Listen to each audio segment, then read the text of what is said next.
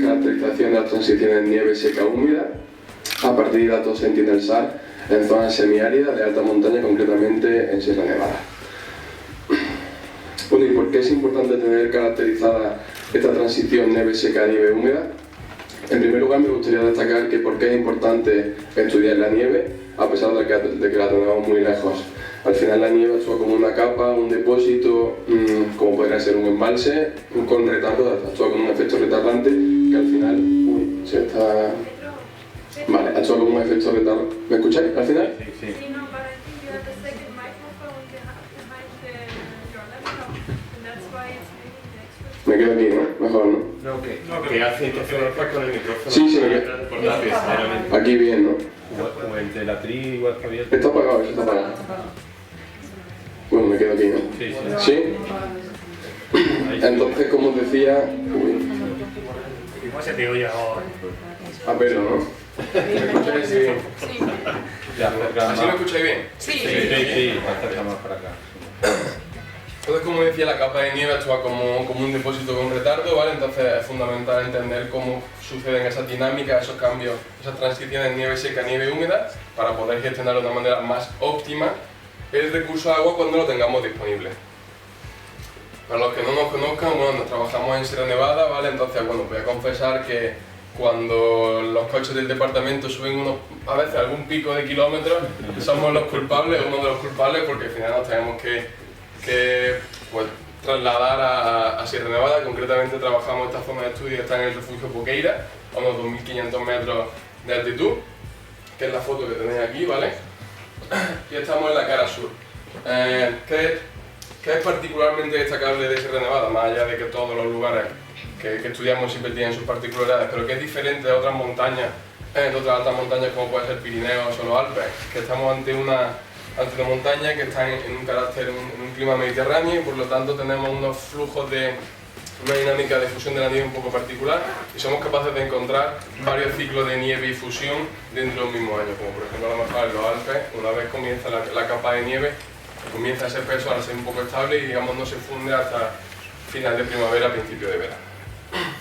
Y bueno, para fijaros, estas son imágenes de la última campaña de campo que hicimos en enero. Fijaros que es a mediados de enero y tenemos evidentemente alguna capa de nieve, pero mucha parte del terreno está prácticamente sin nieve. Entonces, hemos dicho que queremos estudiar esas transiciones de nieve seca y nieve húmeda. Entonces, bueno, ¿con qué metodología, con qué instrumentos contamos para ello? Pues actualmente estamos trabajando con Sentinel-SAR, ¿vale? ¿Y qué es el SAR? El SAR es un radar de apertura sintética. Es un satélite que trabaja de manera activa. Esto quiere decir que es un satélite que envía una señal y la va a recibir. ¿Y esto por qué nos sirve y por qué es interesante? Porque desde un punto de vista del uso diario, del uso cada vez que tengamos imágenes, nos va a permitir trabajar más allá del tiempo que tengamos. Es decir, cuando trabajamos con el nivel óptico, en caso de tener nieve, en caso de tener nubes, si tenemos nubes no vamos a ser capaces de diferenciar si tenemos nieve o no. Únicamente vamos a ver la nube. ¿Cómo trabaja Sentinel-SAR en este caso? En lugar de enviar una imagen de manera vertical al terreno, la envía lateralmente. ¿Esto qué quiere decir? Que la imagen, una vez estáis viendo aquí la dirección del vuelo, ¿de acuerdo? La señal la envía lateralmente. Esto quiere decir que el ángulo de incidencia en el terreno juega un papel importante a la hora de interpretar los datos, ¿vale? Y por último también la longitud de onda juega un papel importante, porque a mayor longitud de onda de nuestro satélite vamos a ser capaces de penetrar un poco más sobre la superficie, ¿de acuerdo? En nuestro caso, que sería el tercero en la parte de abajo de la gráfica, tenemos la nieve. Nosotros trabajamos con la banda C, que es capaz de penetrar unos 5 o 6 centímetros, que para nosotros es suficiente para ver qué está ocurriendo en esas primeras capas de la nieve. Es decir, si vamos a tener esa matriz porosa que se empiezan a abrir huecos debajo de la capa de nieve, y siempre vamos a empezar a tener alguna partícula de agua, ¿vale? ¿Y cómo realmente funciona esta señal cuando es enviada al terreno? Bueno, esta señal la medimos mediante el término sección transversal de radar, que básicamente depende de la señal incidente y la señal recibida. Si damos la fórmula, evidentemente, a mayor señal recibida, mayor respuesta tendremos de nuestra señal. ¿Y de qué depende esta respuesta y este recibimiento de más o menos señal? De dos parámetros, entre ellos el primero de todo es la rugosidad. Vemos en la imagen de la derecha, vamos a tener una mayor respuesta, una mayor señal recibida en función de si tenemos mayor rugosidad. ¿Por qué?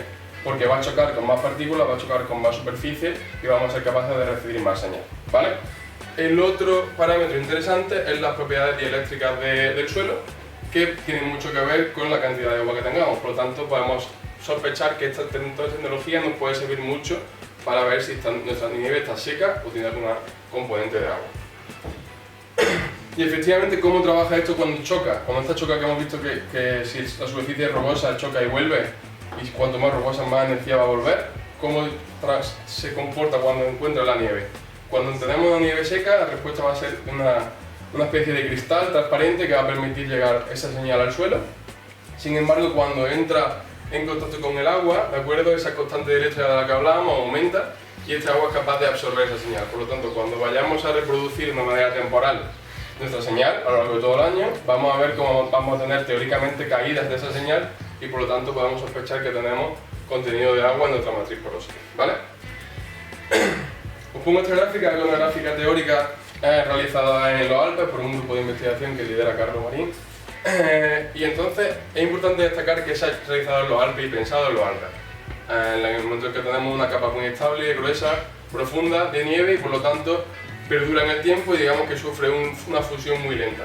Entonces, nuestro objetivo aquí es intentar interpretar este tipo de modelaje que a nivel teórico que funciona bien en los Alpes, ver cuál es su respuesta en Sierra Nevada, en la que tenemos más de un ciclo de nieve y fusión, ¿vale?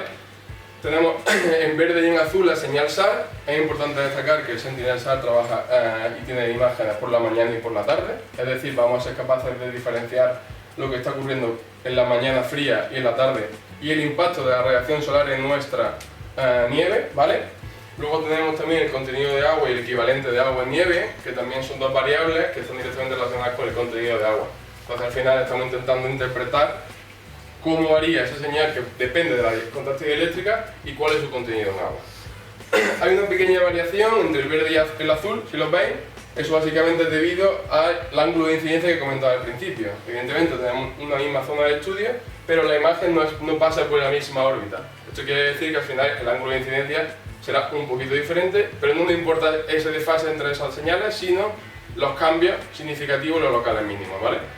Y precisamente han sido capaces de diferenciar una capa de nieve, la primera parte de dry snowpack, ¿vale? Que sería la parte de nieve seca. En el momento en el que empieza a aumentar el contenido de agua líquida, empiezan también a descender los valores de la señal del SAR. Esto quiere decir que estamos confirmando que tenemos contenido de agua dentro de nuestra capa.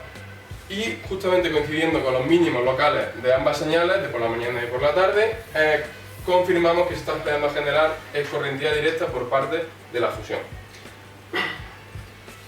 Entonces, pues en un caso de ejemplo de los años que estamos estudiando nosotros, desde 2015 aproximadamente, 2014-2015 fue el primer año que se lanzó el satélite y digamos que estaba calentando.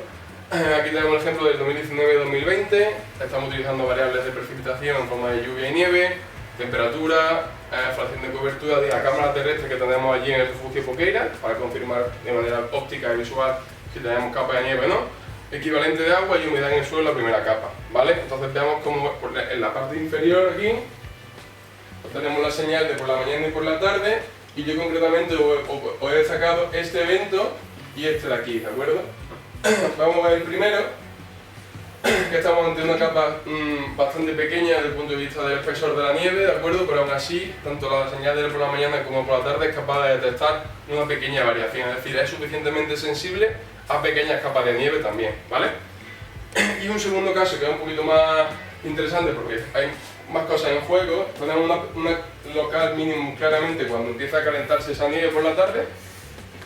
Vemos la respuesta de esta nieve que se enfría, vuelve a caer una nevada y la señal vuelve a subir, la señal de por la tarde, es decir, por la tarde volvemos a tener una capa de nieve fría y por lo tanto no tenemos capa de partículas de agua en la capa de nieve. Y después de los varios días que tenemos una capa a una temperatura por encima de cero, la capa se vuelve a fundir, en la imagen incluso vemos rugosidad de la capa de nieve y por lo tanto la señal SAR también se vuelve a defender. Por lo tanto estamos siendo capaces de diferenciar estas fases de nieve sobre otra capa de nieve, incluso la de fusión, ¿de acuerdo? Entonces, bueno, para cerrar un poco y lanzar el último mensaje, desde un punto de vista teórico, pues hemos sido capaces de detectar la posibilidad de utilizar esta técnica en Sierra Nevada, aumentando por tanto la aplicabilidad de esta técnica, no solamente en zonas con grandes espesores de nieve, sino en zonas donde tenemos ciclos de nieve y fusión, como habéis visto, 3, 2, 3, 4, incluso en algún año. Y desde un punto de vista práctico, pues bueno, evidentemente vamos a tener mayor información para modelar. Entonces, cuando nosotros modelamos la nieve, vamos a ser capaces de únicamente no decirle si estamos a una temperatura mínima o superior en la que se va a generar esa fusión, sino en los estados, discretizar varios estados en los que se va a empezar a fundir la nieve. Además, otra de las ideas que estamos trabajando es relacionar esta fusión de escorrentía directa generada únicamente por la fusión de la nieve, ver el impacto en el caudal y saber y tener discretizados eventos de lluvia y de fusión de nieve por separado.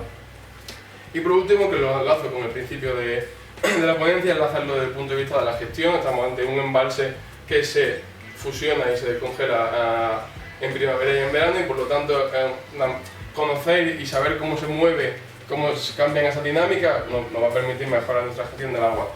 Y por dar un dato y un ejemplo concreto, hay empresas como Endesa que tienen instalaciones hidroeléctricas allí en nuestra zona, y entonces a ellos les interesa mucho saber cuándo esa escorrentía por parte de la fusión se va a generar, porque van a abrir más o menos bombas que les va a permitir generar más o menos energía eléctrica. Por lo tanto, ellos están muy interesados en saber cuál es el estado de la nieve desde el punto de vista de la fusión. Y nada más, pues muchas gracias.